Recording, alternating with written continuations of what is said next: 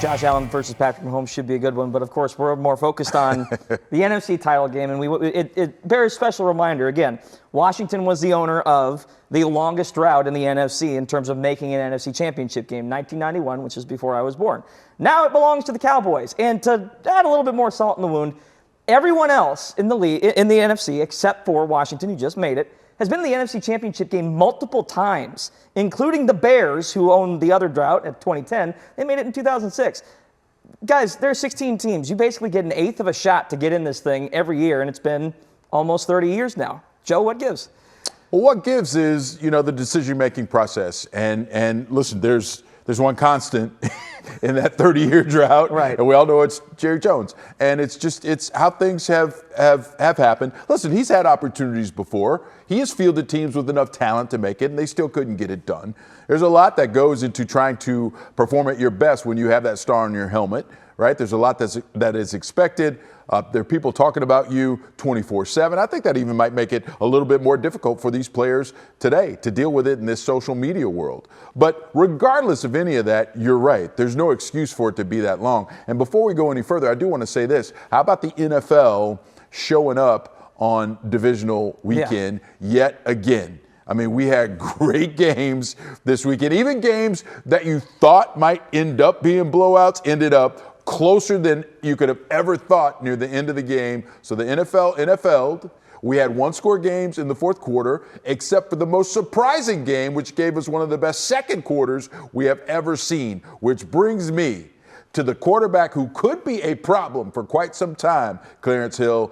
That's Jayden Daniels. And listen, this is not based on athleticism, where we may have seen some young quarterbacks in years gone by who flashed it early and couldn't sustain it. He is operating from the pocket with pressure, reading out defenses, making great decisions, and none of this is good for Cowboys fans. What impressed you most about Jayden Daniels?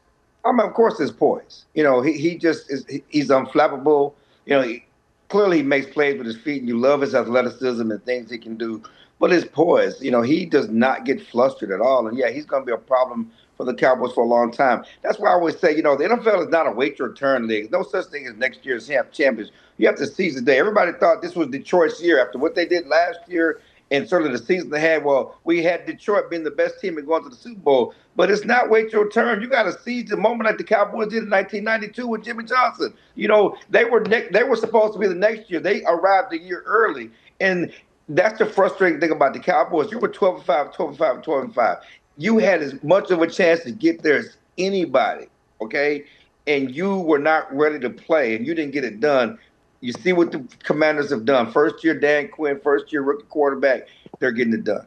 Yeah, no doubt they are getting it done. And listen, it's Dan Quinn. We saw the cohesiveness in that team, and that's what Dan Quinn does. He brings people together, and he makes it work. What I'm curious to see if it'll work is trying to stop the run game led by Saquon Barkley and Hurts, man.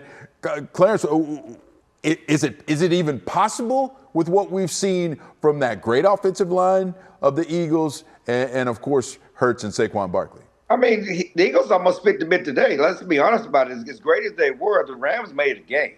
The Rams did not go away. They made a game. And at the end, I don't think that yes, the running game is there, but something's amiss with the Eagles passing game. Hurts is now hurt. He had a knee injury at the end of the game. And again, Washington did beat this team in the regular season. Again, who's betting against Daniels right now in the fourth quarter? Because this guy just shows up. Again, the thing I like about Washington is they're ready to play. They're not afraid of the moment. That's one thing that we go back to Mike McCarthy. When the year they lost in Dallas to San Francisco, they weren't ready to play, okay? He talked about them not being ready to play. Certainly last year against Green Bay, they weren't ready to play, and they got the doors blown off of them early. That Washington team is ready for the moment. Mainly about Washington, it's that Eagles defense to me. Like, as much as the offense kind of paces it, The run game traditionally keeps it within that 21 to 28 point range. And if you have a high-flying offense like the Rams have, like we just saw out of Jayden Daniels in the last game, I mean, this Washington team can put up points. It's going to be on that Eagles defense to try and slow them down. I think that's the more interesting matchup because and their best cornerback got hurt today. Right. So That's right. he may not be there. So there's some people that can pick on it. Scary Terry. He can make some plays on somebody. So yeah, with what they have, the way they have their running game going. That Dan Quinn defense, opportunistic, creating turnovers like he did in Dallas. They're still creating turnovers up there. Watch out. I know Philadelphia's favorite, but I would not be surprised if Jayden Daniels and those Washington Commanders in the Super Bowl. I want to piggyback on something you kind of started the segment out with, Clarence, and that's the fact that it's a show me now league, and you gotta make hay when it's there to be made. I also think it's more of a year-to-year league now than ever. So to bring this full circle to Cowboys and Cowboys fans, how possible, how probable can it happen? Can the Cowboys even get back in the conversation when you think about one of these two teams will be in the Super Bowl and both of them made it to the NFC Championship game? I mean, it's possible. I mean, you still have Dak Prescott. You still have CeeDee Lamb, one of the best receivers in the game. So you have Michael Parsons on defense. You have to give them help, though. You have to supplement them. As much as it's about Washington and what they did with Jayden Daniels, they also supplemented that roster with players in free agency and the draft and guys who had instant impacts. You have to do that. That's the thing that worries me about this coaching stage because it's hard for me to get excited about the coaching search because the Cowboys don't change how they do business and acquiring players and adding to what they do in the draft. It won't matter.